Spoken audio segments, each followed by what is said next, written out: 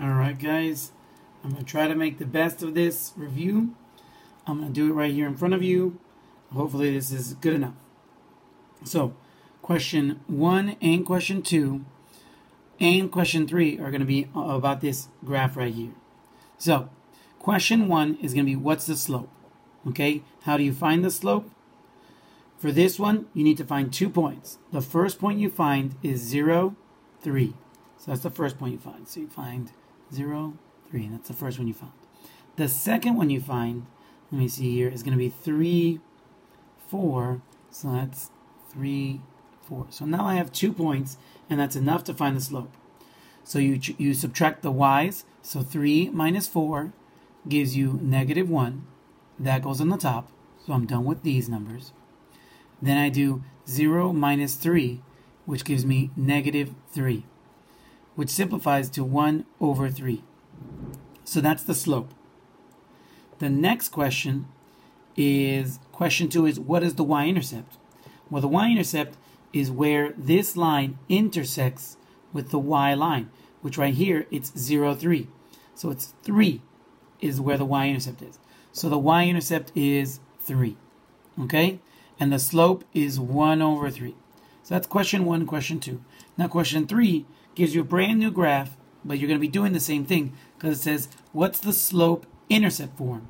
And for the slope-intercept form, you need 3, you need the y-intercept, and you need the slope. So the formula is like this. Y equals, here goes the slope next to the x, and then here goes the number, the y-intercept. Okay?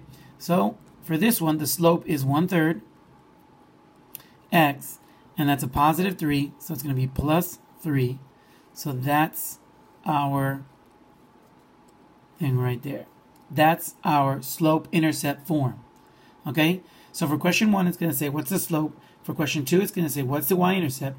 For question 3, it's going to say, what is the slope-intercept form? So then you just have to put the slope here and the intercept here. Okay, it's going to be a new graph, so you will have to find a new slope and a new y-intercept, but very simple, as you just saw. You just need to be able to subtract and be able to make a fraction and be able to read a graph properly. Okay, question 4 on here. What is the slope-intercept form of a chart? So, the first thing you have to do is find the y-intercept. For this one, the y-intercept is when x is 0, y is 40. So the y-intercept is 40. So y-intercept is 40. Now we're looking for the slope. The slope, again, you have to pick 2 points. Here's 1, here's 2, and you have to just subtract the y's. So 40 minus 80, that gives me negative 40, divided by what's 0 minus 1. That's negative 1. Again, this turns positive because there's 2 negatives. 40 divided by 1 is 40, so the slope is 40. All right?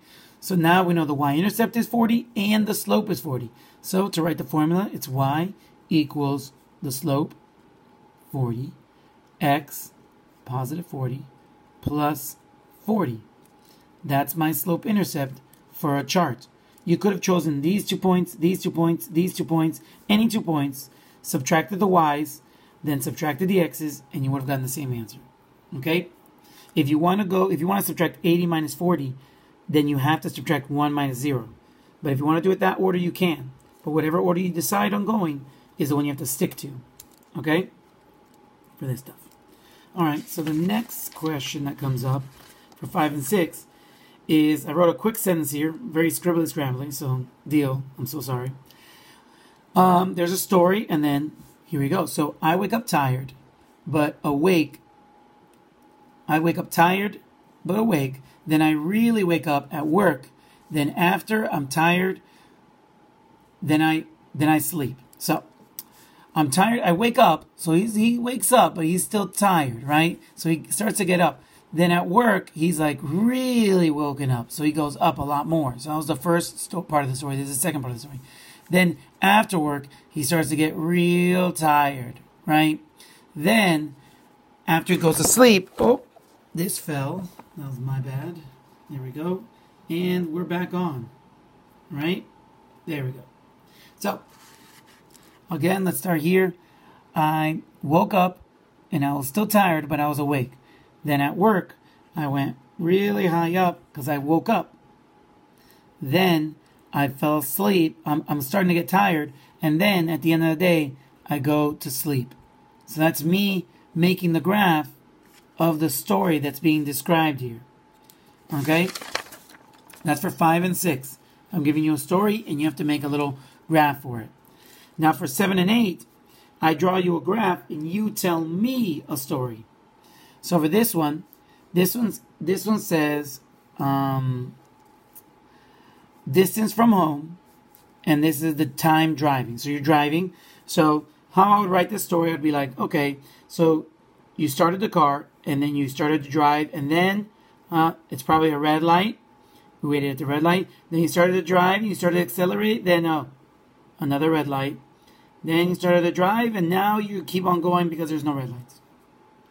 That would be my description of this graph that I see with the information given. As long as you're making sense and you say a story for each part of what's going on, then you're going to get this right. Okay? If you can give me a story of why it's going up, why it's going down, why it stayed the same, why is it going up, why is it going down, why is it the same, why is it going up, and why is it staying up, then you're going to be solid. Okay? So this is just seeing a graph and being able to describe what is occurring on the graph. Alright, so question 9 and question 10 is write the equation from one of these. Now 9 and 10, they didn't give you the y-intercept because the y-intercept for 9 and 10 is 0. So there is no y-intercept. Okay, so this formula is going to look like this. Y equals a slope and then x. Why? Because if there's no y-intercept, I'm not going to write plus 0. That's a waste of time. So you're just writing this. So all you have to do is find the slope.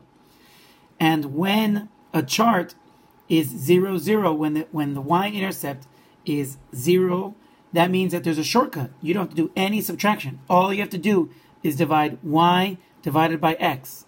And that's your answer. So here is 7 divided by 1 gives you 7. So that's my slope. Here's my answer. Y equals 7x. So for question 9 and 10, all you have to do is choose a y and divide by the x. Because that's the shortcut when you know that the y-intercept is 0. And for this chapter, all the y-intercepts were mostly 0. Okay? When they charted it like this, we knew that the y-intercept was 0. The next one, because honestly, if you backtrack on this graph, you see how it's going up 7 and going down 4. If you go back one more step, you're going to be at 0, 0. So, yeah, that's obvious for those. So when you know the y-intercept is 0, 0, that means that the shortcut is just divide the y divided by the x, and you'll get your answer. Here's 11. Again, another chart, and I'm going to ask you for the slope-intercept form. Okay, for this one, you see how it starts at 0, 0? That means this has a shortcut. All you have to do is choose a y, 20, and divide by the x, which is 2. So 20 divided by 2 gives you 10.